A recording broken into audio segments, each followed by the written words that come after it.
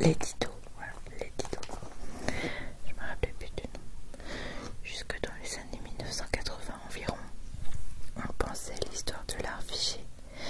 À partir des années 1990, avec la mondialisation de l'économie et la multiplication des biennales et des foires sur tous les continents, l'histoire de l'art ancien, moderne et contemporain est devenue moins occidentale. Et les musées comme les critiques d'art ont dû revoir son récit à l'aune de cette globalisation. Ainsi, on découvrit que le surréalisme n'était pas uniquement français, mais aussi japonais ou brésilien, ou encore que le pop art, comme le land art s'était exprimé.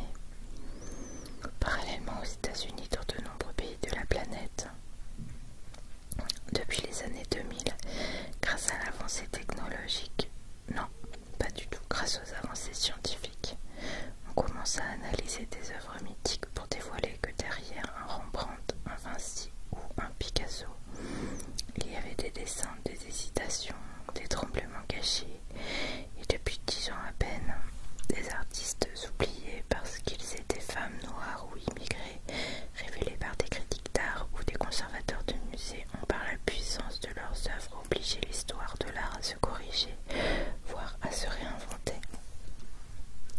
C'est une révolution en marche qui n'est pas prête de s'arrêter. Même la notion de progrès en art est remise en question. Quand jadis, c'est-à-dire il y a moins de 30 ans, on considérait que l'abstraction était une évolution majeure de l'histoire de l'art, aujourd'hui beaucoup doutent de cette idée de progrès. Je me suis étouffée dans la confrontation d'une sculpture abstraite et épurée de Brancusi, 1876-1957, à une autre des Cyclades, 3000 ans avant Jésus-Christ, dévoile des similitudes. Aujourd'hui, à l'heure d'Instagram, des effets spéciaux et de l'intelligence artificielle, on relie aussi l'histoire de l'art, en présentant différemment des œuvres iconiques afin de les voir autrement, comme dans l'exposition conçue et scénographiée par le designer de mode Paul Smith, qui revisite les collections du musée Picasso en y présentant des chefs-d'œuvre du maître catalan sur des fonds colorés. Célébration Picasso. La collection prend des couleurs jusqu'au 27 août et étonnamment la femme qui pleure se distingue davantage sur un papier à bande de couleurs que sur un mur blanc. Hier, les musées devaient être des white cubes qui respectaient les œuvres d'art. Que seront-ils demain? Des espaces immersifs animés par des intelligences artificielles où les œuvres flotteront comme des nuages? Je n'en sais rien. J'ai juste la conviction que nous n'en savons aujourd'hui. Non, je recommence. J'ai juste la conviction que ce que nous savons aujourd'hui de l'œuvre de Titien, Vinci, Warhol ou même Buren, désolée, je prononce peut-être mal, n'est rien comparé à ce que l'on en connaîtra dans les 20 prochaines années. Donc j'adore, tu sais bien, mon magazine chéri. Alors, où est-ce que c'était du coup? Ah, c'est page 92. Alors, en fait, je l'ai ouvert que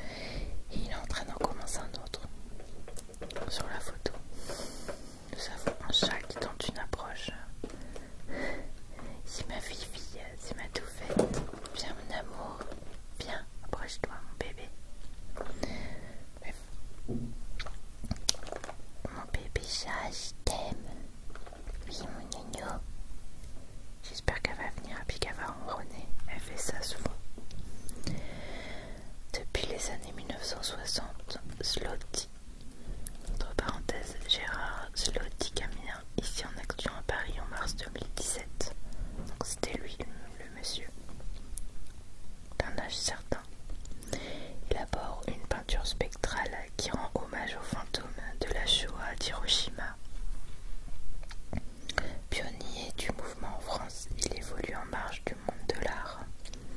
Ses éphémères sont animés par des gestes maîtrisés où les lignes découpent le vide sans retouche. Oui, c'est vrai qu'on dirait que c'est fait en un seul... Ah bah non, les détails du visage ne peuvent pas être faits en un seul trait. Mais ouais. Donc, à force d'être devenu un objet de marché ultra médiatisé et alors que les artistes majeurs ne veulent plus être associés au mouvement, le street art aurait-il perdu son âme au point de disparaître? Pas si sûr. Ah ouf. Retour au graffiti et aux peintures dans le métro, féminisation et repolitisation des messages, tous les ferments d'un renouveau sont là. État des lieux. Donc là, c'est génial, vraiment. Il y a tout un article très long.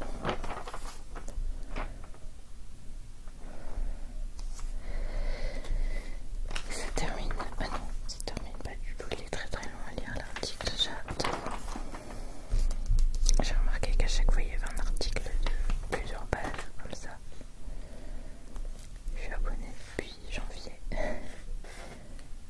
Depuis mon anniversaire. J'adore.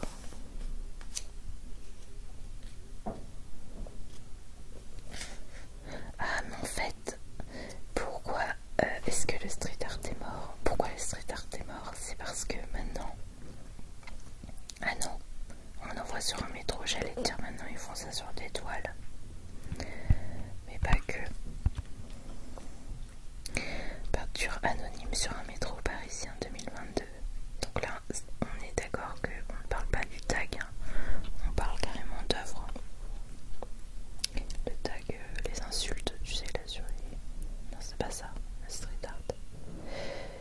Collaboration entre Ox à gauche et The Wa à droite. The Wa dans le métro parisien, station Breguet-Sabin 2022. Ça, ce sont donc des toiles qui sont sur les murs de la station de métro. Et là, on a une toile acrylique sur toile 2022 Jeffrey Chung Tell Me More.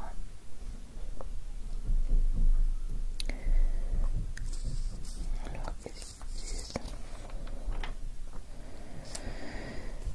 Ah oui, en gros, ça devient un art plus noble maintenant.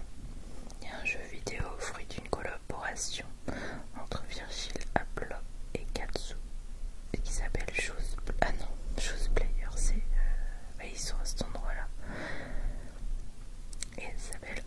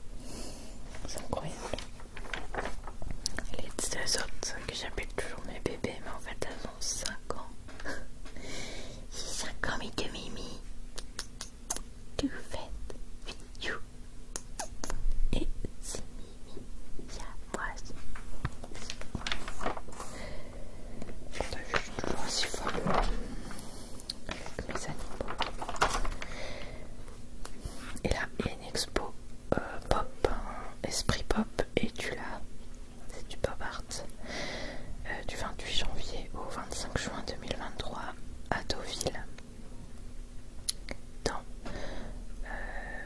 dans l'espace Les Franciscaines.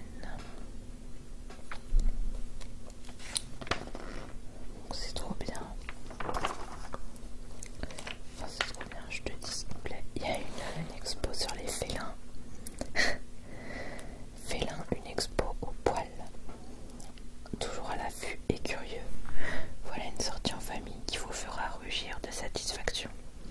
Les félins, dans toute leur diversité, qu'ils soient lions, panthères, tigres ou petits matous, se sont glissés à pattes de velours au cœur de la grande galerie de l'évolution du Muséum national d'histoire naturelle à Paris.